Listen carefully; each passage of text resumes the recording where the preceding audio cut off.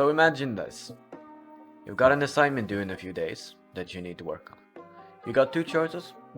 Either you can sit down and do it right now, or you can put it off until the last day that it's due and just play Cyberpunk 2077. And you realize if you take that path, you're gonna realize quite quickly that, well, there's a lot to do. It's gonna be very stressful. And you're gonna panic, you're gonna be very stressed, and hell, you might even break down and cry, trying to finish it before the deadline, you know? So instead of procrastinating and putting it off, you should do it right now. Imagine that. Instead of doing it now, you put it off and you're stressed. What is that? And is that something you really want? This is procrastination. It's definitely something that if you haven't, you will definitely experience in the future. The Oxford Dictionary defines procrastination as the act of delaying something that you should do, usually because you don't want to do it. Dictionary.com has a similar definition: the act or habit of procrastinating. So basically, procrastination, the feeling that we talked about, is doing something that you're not supposed to do. We should talk about why we procrastinate. We procrastinate due to a lot of reasons. First of all, we could be afraid of failing. We usually procrastinate because we fear failure. If we chase perfection, we often get failure and therefore procrastinate. There's also the lack of an ability to put your dreams into action. I actually had the dream of starting a YouTube channel because I had so much to say, but I could never put my desires, my dreams, and wishes into action. And I dreamed about it so much, starting the channel, instead of actually doing it. Instead of actually doing it. So that's the second reason. The third reason is because you have an overwhelming feeling of being poised by a difficult task. I used to dream about this channel so much that in shooting this video, just the entire process of making the video overwhelmed me. It overwhelmed me because I saw make a YouTube video as one task that was too difficult to accomplish. So I avoided it and I procrastinated for months until I made this video. The fourth reason why we procrastinate is because, well, we don't prioritize. There's also one more reason why we procrastinate, which I'd like to call the shiny object syndrome, for lack of a better term. We are very prone to distractions. Hell, I'm very easily distracted. I go to the internet to research something, but then 2 hours later I just find myself looking at Vladimir Putin shaking hands with random people. This, however, can be solved by taking some simple steps. So in order to stop procrastinating, you have to know your category from the above 5 and work actively to tackle your procrastination problems. For me, the first 3 are the ones that I procrastinate with the most, and I tend not to do what is important and fulfilling to me because, well, I do all of the above. So in order to avoid the procrastination, the following steps that I take are, first of all, I try to avoid perfection. The quote, "Nobody is perfect," has revolved around such a long time, and I try to follow this quote. Many times when I try to attain perfection in my work, I fail to continue and it doesn't work out. I fail my task and I keep procrastinating.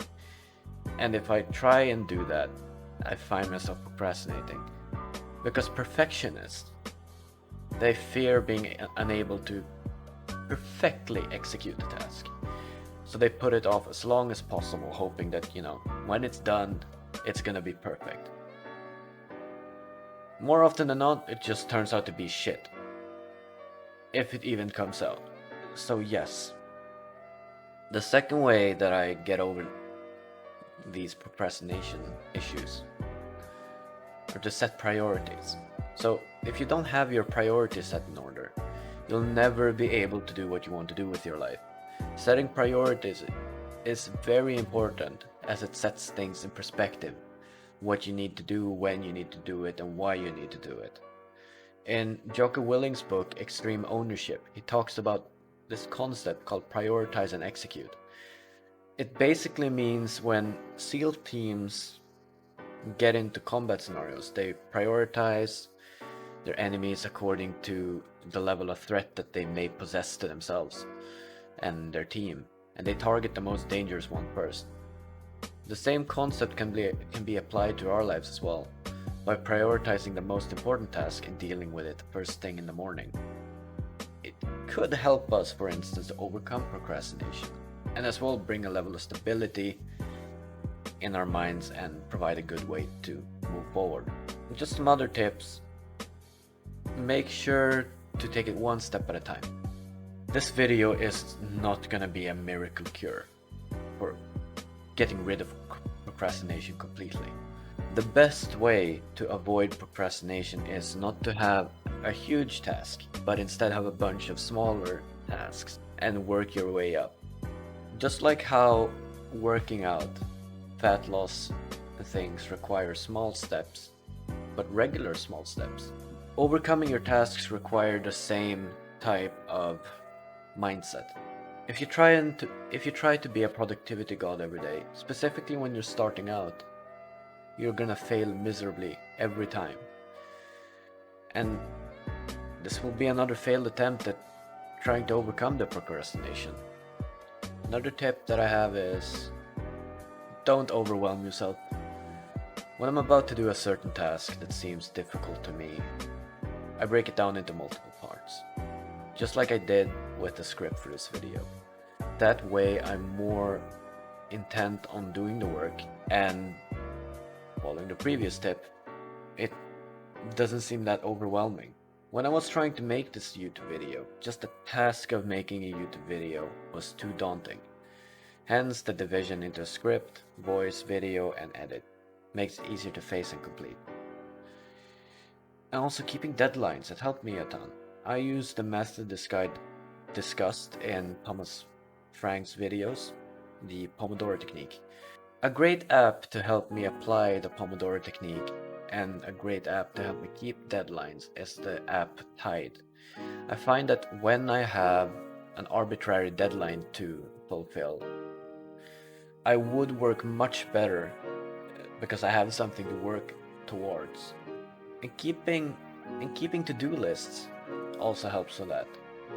Over the past year, I noticed that I tend to do work without procrastination when I've written down my work and what I'm supposed to be doing. If I keep it written down and in front of me, I can't ignore the work. And that's probably gonna apply to you as well. When we continuously see the work, you'll get a sense of guilt, and that guilt will help you move forward.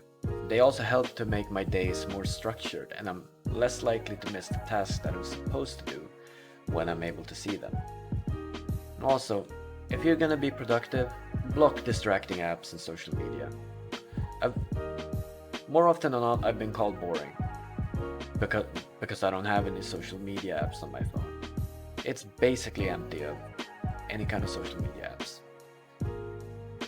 And by going through with these extreme methods, I prevent myself from going into this rabbit hole of endlessly scrolling social media, Reddit, whatever. And just one small ping, a notification, one swipe of the finger, and I'm down that rabbit hole. Instead of, you could delete the apps like me, or you could go a different route. Keep your phone in do not disturb mode. Just that small button on your phone, the do not disturb button, can help tons, because it doesn't show your notifications to you. Or you could just leave your phone in another room. So these are some methods that I use to overcome procrastination. I hope you enjoyed this video. Alright, bye now.